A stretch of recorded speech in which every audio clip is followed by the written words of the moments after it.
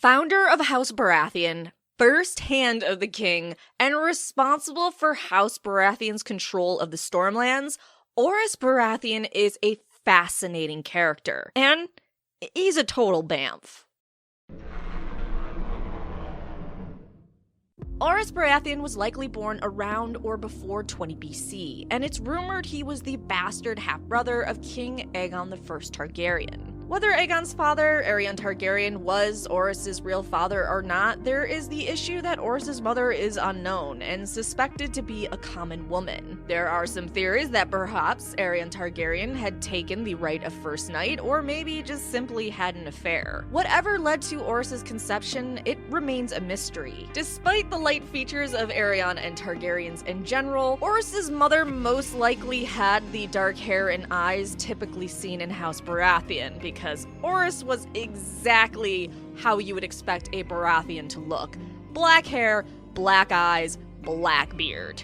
Well, blue eyes is more known for Baratheons, but everything else was spot on. So his mother likely had darker features. ORYS Baratheon likely grew up on Dragonstone, where he became best friends with Aegon, the future King Aegon I Targaryen. Their friendship was a big deal as Aegon didn't socialize with many and didn't exactly surround himself with friends. As the two boys grew, Orys would stay incredibly loyal to Aegon, and Aegon would consider Orys his only true friend, which is so adorable. I love bromances. Before Aegon began his conquest, the Seven Kingdoms were a mess with constant fighting. War was commonplace amongst those in the Seven Kingdoms. Maesters consider two areas to be the most aggressive, though, when Aegon was in his mid-20s, Harren the Black and Argilac the Arrogant. The two kings were in constant contest for power and land grabbing. Being old, King Argilac in the Stormlands feared that since Harrenhal was almost finished, Harren would come for him and his land. This caused Argilac to reach out to the Targaryens, offering his only child, a maiden daughter, to Aegon as a wife, which would also include all the lands east of the God's Eye from the Trident to the Blackwater Rush as her dowry. Aegon didn't accept this offer because he already had two hot wives, and he knew technically the area offered was Harren's to give, not Argilac's. Third, he also knew that the aging Storm King simply wanted to use the Targaryens as a buffer between him and Harren. So Aegon gave him a counteroffer. Aegon offered that he would take the lands if Argilac gave Massey's Hook and the woods and plains from the Blackwater south to the river Wendwater and the headwaters of the Mander to the Targaryens. To bind this deal, he offered ORYS Baratheon in marriage to Argilac's daughter. Argilac was pissed by this deal, considering a base-born bastard marrying his only child and daughter a dishonor. To show how angry he was, he cut off the envoy's hands and sent the hands back in a box that said, "These are the only hands your bastard shall have of me." After that gentle turning down of ORYS Baratheon, it's not known how Orys handled that,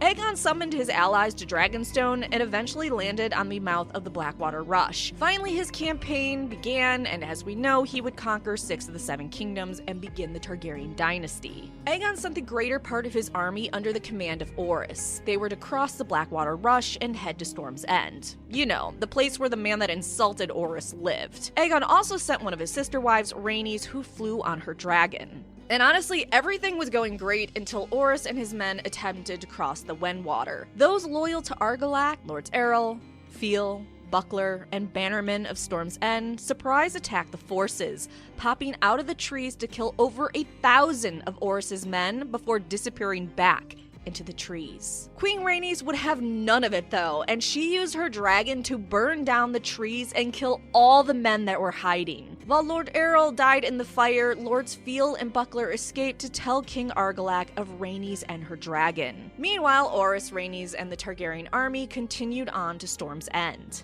At Storm's End, Argilac was waiting for Orys and his forces with a great army of his own. Hearing of the fate of Harrenhal, where Argilac's longtime enemy Harren was burned alive with his men, the Storm King decided he would rather face the Targaryen forces in an open field than cook in his castle. Something actually Rhaenys had seen on her dragon, and she had come back to report to Orys, so he knew exactly what forces he was coming up against when he got to Storm's End. So using the information that Rhaenys gave him, Orys chose the hills south of Bronze Gate where he had the high ground. This was a brilliant move as it began to rain during the battle. And even as rain and gales went right in the faces of ORYS' army, they held their ground and waited for the Stormlanders. Though 𝑎rgilac was instructed to hold off his attack until after the rain, the old Storm King felt safe with his numbers. Also, you gotta kind of take into account his name, 𝑎rgilac the Arrogant. He had 4 times as many knights and heavy horse as the Targaryen forces, and outnumbered them 2-1. Impossibly angry at seeing the Targaryen host with their Targaryen banners on his own hills, his land, King 𝑎rgilac commanded the attack to begin. The Battle of the Last Storm began and would continue well into nighttime. While not a slaughter, a lot was in favor of ORYS and his forces. The hills they stood on combined with the rain and made it so 𝑎rgilac's warhorses slipped on the soft and muddy ground. 3 times 𝑎rgilac led his men to attacking the invading army, but the slipping and sliding of the horses really ruined their momentum, so instead they had to send spearmen up the hill by foot. This was a fabulous plan, as the rain that was blowing in the faces of ORYS and his forces made it so they couldn't see the climbing spearmen until the last moment. The Targaryen host began to lose hill after hill as the spearmen surprise attacked them. On the final charge, 𝑎rgilac and his army got through the Baratheon center, which would have been a great thing, except they came face to face with Rhaenys and the dragon waiting on the ground. Imagine how terrifying to be going through the rain and all of a sudden just come face to face with the dragon. No thank you.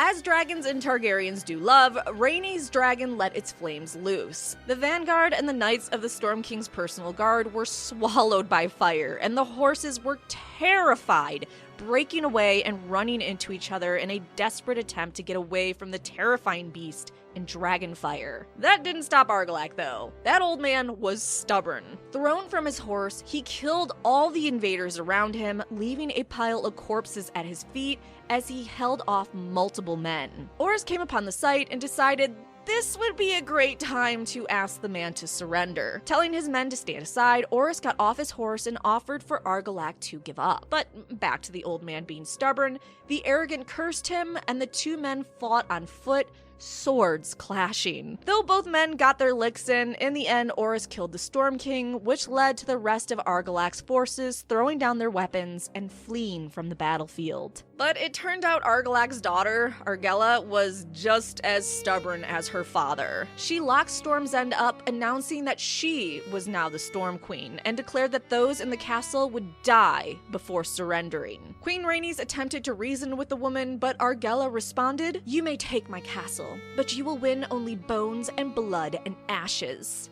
The problem was 𝑎rgilac and 𝑎rgella's men weren't as stubborn as them. They had no intention of dying and becoming bones and blood and ash. Death by being cooked alive in a castle didn't sound like much fun to them. So instead, they waited until night, raised up a banner of peace, opened the castle gate, and delivered their Storm Queen naked, chained, and gagged to ORYS' camp. Not sure why they had to do the naked part, but here we are. Now, ORYS could have been cruel here, but he chose compassion. He unchained her, wrapped her in his cloak, gave her wine, and had a conversation with her. He gently told her about her father and his last moments and how brave he was.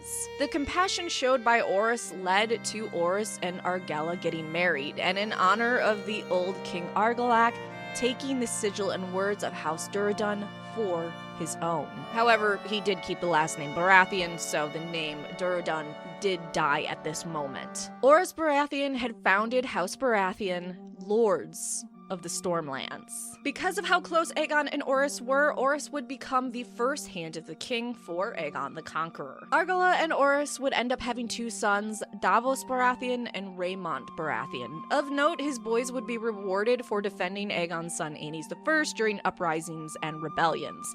Rhaemont, who became a Kingsguard during the reign of Aenys I, was solely responsible for saving the king from an assassination attempt. But let's go back to the conquest. So ORYS Baratheon continued to aid his king, King Aegon I, and eventually everything settled with ORYS Baratheon ruling the Stormlands as Lord Paramount. Despite the amount of regions Aegon conquered, the conquest wasn't over, and King Aegon I really wanted to fold Dorne into his territory. This led to the First Dornish War in 4 AC. As the Hand of the King and loyal commander, ORYS led the assault on the Boneway with 1,000 knights. This turned out to be a disaster. The narrow twisting paths were stony and hard for the horses to go up. The Dornish, who were fantastic at never being seen, picked off knight after knight by dropping boulders on them, raining arrows and spears down on the men and murdering them in the night. When the knights that made it arrived at the River Will and attempted to cross the bridge, the Dornish were waiting. As the men crossed the bridge, the Dornish fired thousands of arrows down on the men. Soon their bodies blocked passage across the bridge, and ORYS told his men to fall back to safety.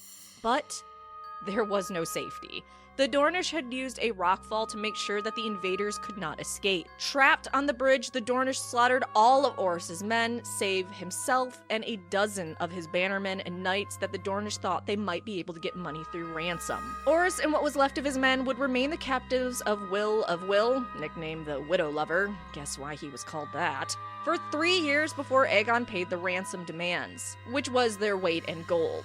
But before they let the men go, Will had the sword hands of all of them cut off, so they may never use them to raise up their swords against Dorne again. ORYS from there on out became known as ORYS One Hand, and quickly became bitter. Aegon, in retaliation, burned down House Will's castle, but never got any members of House Will. ORYS was now a changed man after losing his sword hand. He promptly asked to be excused from being Hand of the King, telling Aegon, "The king's hand should have a hand. I will not have men speaking of the king's stump."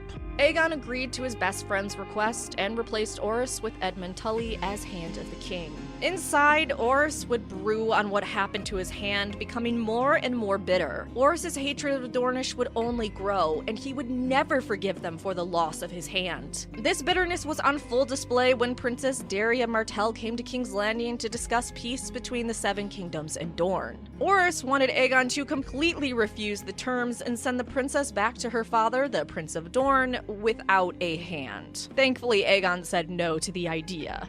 Poor ORYS could not get even for the Dornish taking his sword hand, and it absolutely pissed him off. Thankfully, ORYS finally got his revenge in 37 AC. In 37 AC, Aegon I's son, Aenys I, sat the Iron Throne, and a lot of people did not like him. Well, honestly, they saw the death of his father, King Aegon the Conqueror, as an opportunity to rebel against the Targaryens and their disgusting incest. While there were rebellions and fighting that broke out across the Seven Kingdoms during Aenys' rule, it was the Vulture King that ORYS Baratheon focused on. During what was called the Second Dornish War, though the Princess of Dorne said that she had no part in it and didn't condone it, despite doing nothing to stop it, a Dornish man named the Vulture King had raised an army to harass those under Targaryen rule in the Red Mountains. The Vulture King was crazy and brutally attacked those loyal to House Targaryen, doing just depraved things. After burning Blackhaven, the Vulture King made a mistake in dividing his host into two. The Vulture King went to the Night Song and Hornhill,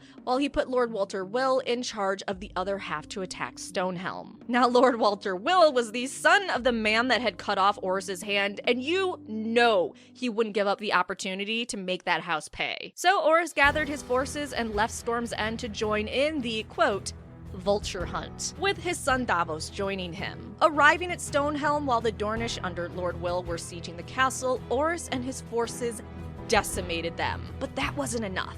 Not for ORYS, who had spent decades in bitterness. ORYS, even though he was gravely wounded, had Walter Will brought to him.